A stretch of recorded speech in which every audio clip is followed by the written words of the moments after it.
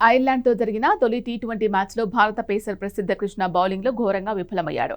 ఒకే ఓవర్లో ఏకంగా 27 పరుగులు సమర్పించుకోవడమే కాకుండా వరుస టీ20 మ్యాచ్ల్లో అత్యధిక పరుగులు ఇచ్చుకున్న బౌలర్గా క్రికెట్ చరిత్రలోనే ఎవరూ కోరుకునే ఒక చెత్త రికార్డు తన ఖాతాలో వేసుకుని అభిమానులను తీవ్ర నిరాశకు గురిచేశాడు.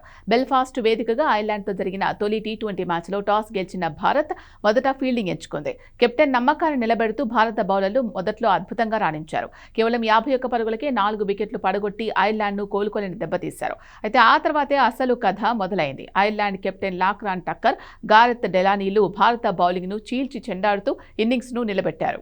ముఖ్యంగా ప్రసిద్ధ కృష్ణ వేసిన ఓవర్లు మ్యాచ్ స్వరూపాన్ని మార్చేశాయి.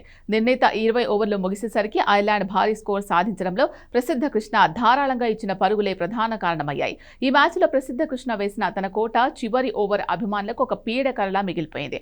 ఆ ఓవర్లో ఐర్లాండ్ బ్యాటర్లు ప్రసిద్ధ కృష్ణను దారుణంగా టార్గెట్ చేశారు. మొదటి 3 బంతుల్లో 2 ఫోర్లు కొట్టిన ఐర్లాండ్ బ్యాటర్లు ఆ తర్వాత 3 బంతులను వరుసగా సిక్సర్లుగా మలిచారు. దీంతో ఆ ఒక్క ఓవర్లోనే ఏకంగా 27 పరుగులు వచ్చాయి. మొత్తం 4 ఓవర్లు వేసిన ప్రసిద్ధ కృష్ణ ఒక్క వికెట్ కూడా పడగొట్టకుండా 57 పరుగులు సమర్పించుకుని తీవ్ర విమర్శల పాలయ్యాడు.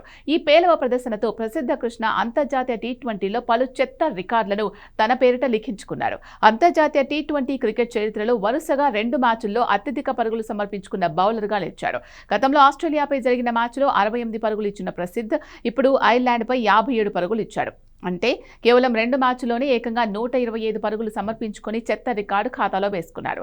భారత్ తరపున ఒక టీ20 మ్యాచ్లో అత్యంత ఖరీదైన బౌలింగ్ గణాంకాలు నమోదు చేసిన ఆటగాడిగా కూడా ప్రసిద్ధ కృష్ణ అగ్రస్థానంలో కొనసాగుతున్నాడు. గాయం తర్వాత టీమిండియాలోకి పునరాగమనం చేసిన ప్రసిద్ధ కృష్ణకు ఈ మ్యాచ్ ఒక చేదు జ్ఞాపకంగా మిగిలిపోయింది. ఐపీఎల్లో అదరకొట్టిన ఈ పర్పుల్ క్యాప్ విజేత అంతర్జాతీయ వేదికపై మాత్రం తీవ్ర ఒత్తిడికి లోనవుతున్నట్లు కనిపిస్తోంది.